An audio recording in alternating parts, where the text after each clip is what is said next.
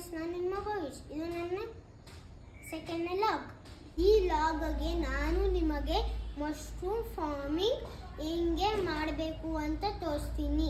ಮೊದಲು ನಾವು ಮಶ್ರೂಮ್ ಫಾರ್ಮಿಂಗ್ಗೆ ಹುಲ್ಲು ತಗೊಬೇಕು. ಅದು ಆರಿಸಿರೋದು, ನೀಟಾಗಿರೋದು. ಹುಲ್ಲು ಹೆಸರು ನೆಲ್ಲುಲ್ಲು. ನನಗೆ ನೆಲ್ಲುಲ್ಲು ಸಿಕ್ಕಿಲ್ಲ, ಅದಕ್ಕೆ ರಾಗಿ ಹುಲ್ಲು ತಗೊಂಡಿದ್ದೀನಿ. ಈ ಲಾಗ್ಗೆ ನೋಡೋಣ ಹೇಗೆ ಬರ್ತೈತೆ.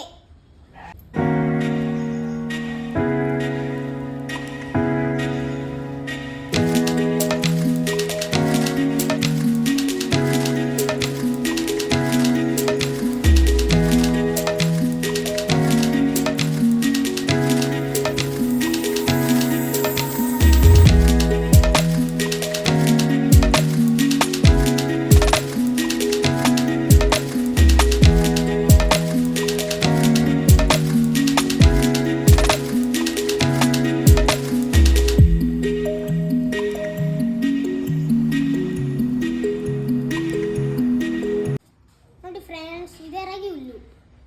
ಈ ಥರ ನೀಟಾಗಿ ಆಯ್ಕೆ ಮಾಡ್ಕೊಬೇಕು. ಈ ಥರ ನೀಟಾಗಿ ಆಯ್ಕೆ ಮಾಡಿಕೊಂಡು ಚಿಕ್ಕ ಚಿಕ್ಕದಾಗ ಕಟ್ ಮಾಡಬೇಕು. ಚಾಪ್ ಕಟ್ಟರಾಗ ನಮ್ಮ ಮನೆಗೆ ಚಾಪ್ ಕಟ್ಟರ್ ಇರಲಿಲ್ಲ, ಅದಕ್ಕೆ ನಾನು ನಮ್ಮ ಮನೆಗೆ ಮಚ್ಚಿತ್ತು, ಅದು ಎತ್ಕೊಂಡು ಮಾಡಿದೆ. ಆವಾಗೆ ನಾನು ಚಿಕ್ಕ ಚಿಕ್ಕದಾಗ ಕಟ್ ಮಾಡಿಕ್ಕಿದ್ನಲ್ಲ, ಅದು ಬೇಸನ್ಗೆ ಇಕ್ಬೇಕು. ಆಮೇಲೆ ಅದು ತುಂಬ ನೀರು ಬಿಡಬೇಕು. ಆಮೇಲೆ 8 ಅವರ್ಸು ಅದರೊಳಗಡೆನೆ ಇಕ್ಕಬೇಕು.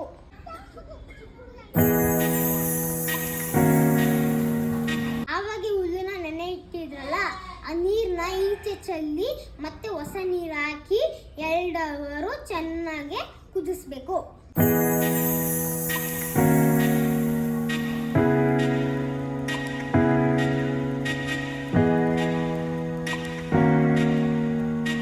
ಆವಾಗ ಚೆನ್ನಾಗಿ ಬಾಯ್ಲ್ ಮಾಡಿದ್ರಲ್ಲ, ಅದು ನೀರೆಲ್ಲ ಈಚೆ ಕಟ್ಟಿ ಮತ್ತೆ ಹುಲ್ಲು ಹೆಚ್ಕೊಂಡು ಚೆನ್ನಾಗಿರೋ ಜಾಗ ನೋಡಿ ಎಲ್ಲ ಒಣಗಾಕ್ಬೇಕು.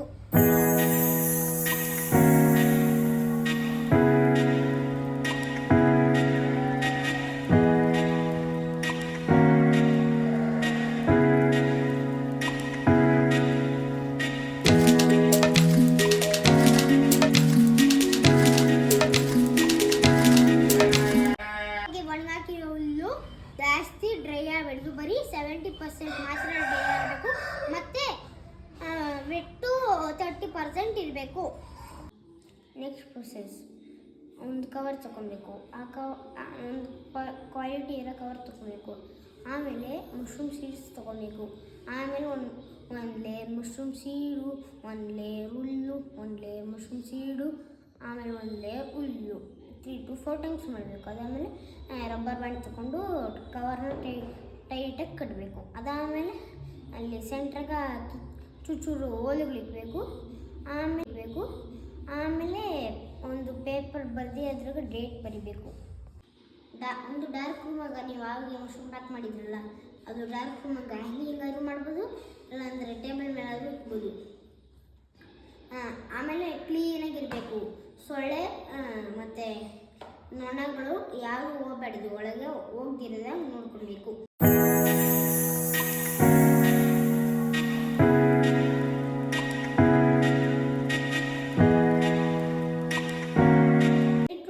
ಡಾರ್ಕ್ ರೂಮಿಗೆ ಇಕ್ಬೇಕು. ಆಮೇಲೆ 22 ಡೇಸ್ ಆದಮೇಲೆ ಶಿಫ್ಟ್ ಮಾಡಬೇಕು. ಅದು ಲೈಟ್ ರೂಮಾಗ ನ್ಯಾಚುರಲ್ಲಿ ಲೈಟ್ ಇರಬೇಕು. ಆಮೇಲೆ 22 ಡೇಸ್ ಆದಮೇಲೆ ನಮಗೆ ಸ್ಮಾಲ್ ಬರ್ಡ್ಸ್ ಕಾಣಿಸ್ತದೆ. ಆಮೇಲೆ 3 to 4 ಡೇಸು ಮಶ್ರೂಮ್ ಸಿಗ್ತೈತೆ.